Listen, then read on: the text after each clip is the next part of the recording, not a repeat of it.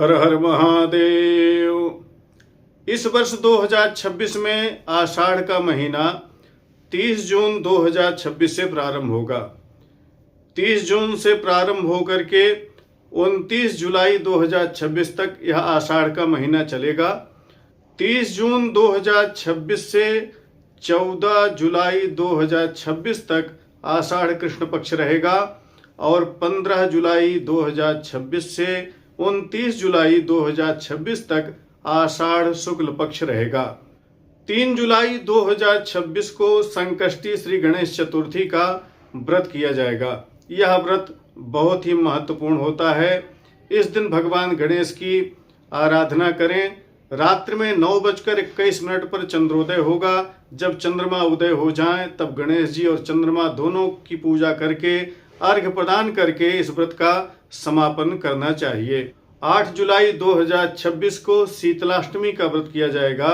इस दिन भगवती शीतला की पूजा की जाएगी और इस दिन पर्युषित अन्न जल इत्यादि का पान करने का महत्व है। अर्थात इस दिन बासी भोजन करना चाहिए, बासी जल पीना चाहिए।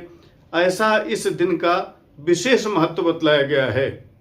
आषाढ़ कृष्ण पक्ष में पड़ने वाली जो योगिनी एकादशी है वह 2 दिन पड़ रही है। 10 जुलाई 2026 को सभी स्मार्तों की एकादशी होगी। जो लोग वैष्णव दीक्षा नहीं लिए हुए गृहस्थ जन हैं, ऐसे लोग 10 जुलाई को योगिनी एकादशी का व्रत करेंगे और जो वैष्णव जन हैं जिन्होंने वैष्णव दीक्षा ली है वह सभी लोग 11 जुलाई को योगिनी एकादशी का व्रत करेंगे।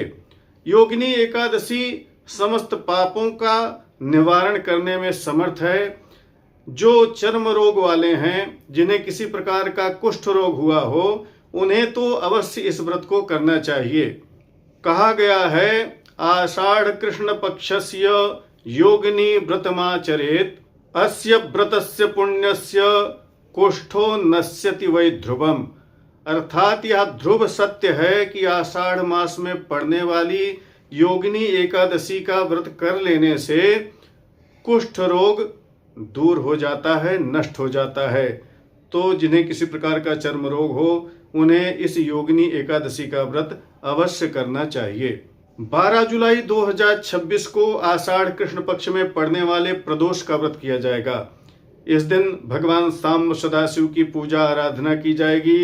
इस दिन मास शिवरात्रि का भी व्रत रहेगा, इसलिए यह अत्यंत पुण्यदायी रहेगा। तो इस दिन अवश्य व्रत करें और भगवान सांब सदाशिव की कृपा प्राप्त करें। 14 जुलाई 2026 को आषाढ़ी अमावस्या पड़ रही है। इस दिन स्नान, दान एवं श्राद्ध की अमावस्या रहेगी और सबसे उत्तम बात यह है कि इस दिन मंगलवार रहेगा। तो मंगलवार को जो अमावस्या पड़ती है वह अत्यंत पुण्यदायी हो जाती है। कहा गया है अमायांच यदा वारो भवेद भूमि सुतस्य च गंगायाम यदि लभ्येत कोटि सूर्य ग्रहै समा। अर्थात अमावस्या यदि मंगलवार के दिन प्राप्त हो जाए और इस दिन गंगा स्नान करने को मिल जाए तो वह कोटि सूर्य ग्रहण के समान फलदायी हो जाता है। इसी दिन आषाढ़ कृष्ण पक्ष का समापन भी हो जाएगा। 15 जुलाई 2026 को आषाढ़ शुक्ल पक्ष का प्रारंभ होगा। इसी दिन से गुप्त नवरात्र का भी प्रारंभ हो जाएगा।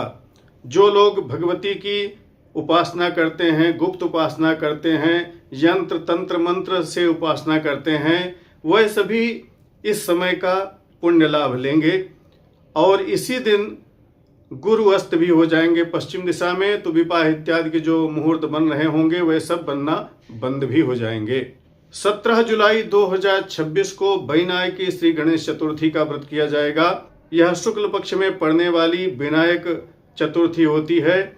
तो जो लोग शुक्ल पक्ष की चतुर्थी का व्रत करते होंगे वे इस व्रत का पालन करेंगे और भगवान गणेश जी की आराधना करके पुण्य अर्जित करेंगे।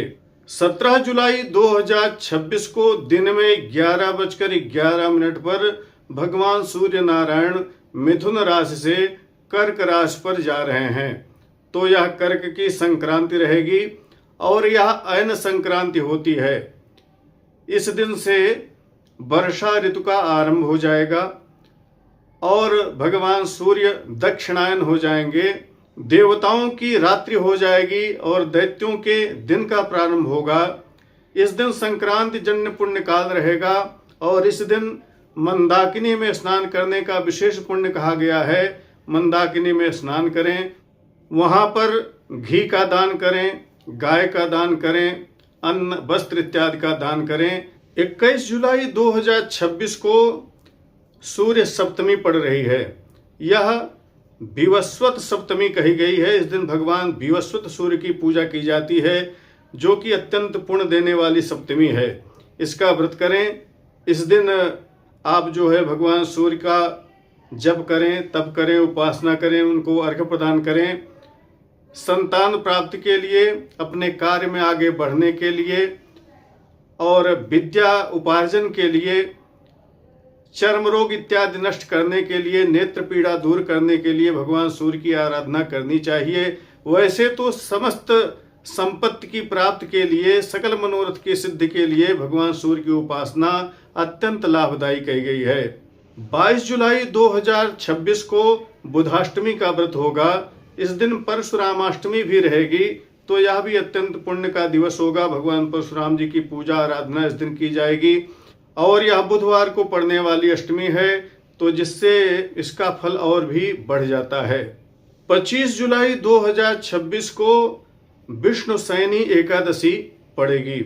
आषाढ़ शुक्ल पक्ष में हरिशयनी एकादशी, विष्णुशयनी एकादशी पड़ती है, तो यह 25 जुलाई को पड़ रही है। इस दिन भगवान का शयनोत्सव मनाया जाएगा। रात में भगवान हरि का शयन कराया जाएगा।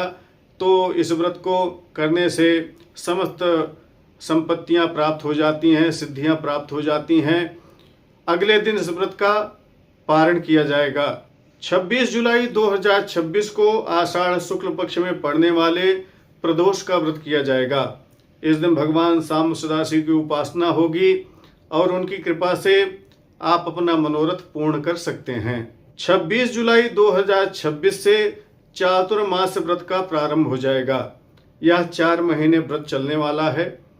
यह बहुत ही पुनीत व्रत है। इस व्रत में कुछ चीज़ें छोड़ी जाती हैं, बाद में उन चीज़ों का दान किया जाता है। हमें किस समय क्या चीज़ें छोड़नी हैं, क्या दान करना है, कैसे व्रत को करना चाहिए, क्या इसका नियम है, कैसे इसमें संयम रखना चाहिए, यह सारा कुछ हमने एक वीडियो बनाई हुई है। आपको वह वीडियो इस डिस्क्रिप्शन में तथा आई बटन में प्राप्त हो जाएगी। आप वहां से जा करके देख सकते हैं। 4 महीने बाद जब भगवान विष्णु शयन से उठेंगे, तब चातुर्मास व्रत का समापन होगा। 29 जुलाई 2026 को आषाढ़ मास की स्नान दान एवं व्रत की पूर्णिमा पड़ रही है। इसे गुरु पूर्णिमा भी कहते हैं, व्यास पूर्णिमा भी कहते हैं। तो यह पूर्णिमा परम लाभदायक है। इस दिन आप भगवान शाम सदाशिव की पूजा करें, चंद्रमा की पूजा करें, भगवान व्यास जी की पूजा करें, अपने अपने गुरुओं की पूजा करें, तो यह अत्यंत लाभदायक पूर्णिमा है। इसी दिन आषाढ़ मास का समापन भी हो जाएगा। 30 जुलाई 2026 से श्रावण मास का आरंभ होगा। श्रावण मास संबंधित सभी जानकारियां आपको हमारे चैनल पर मिलती रहेंगी। और जो कन्याएं हैं, कुमारी कन्याएं हैं, जिनका विवाह नहीं हो रहा है, उनको श्रावण के महीने के मंगलवार को भगवती मंगला गौरी का व्रत उपवास करना चाहिए, पूजन करना चाहिए। उसकी क्या विधि है, हम आगे अपनी आने वाली वीडियो में बतलाएंगे।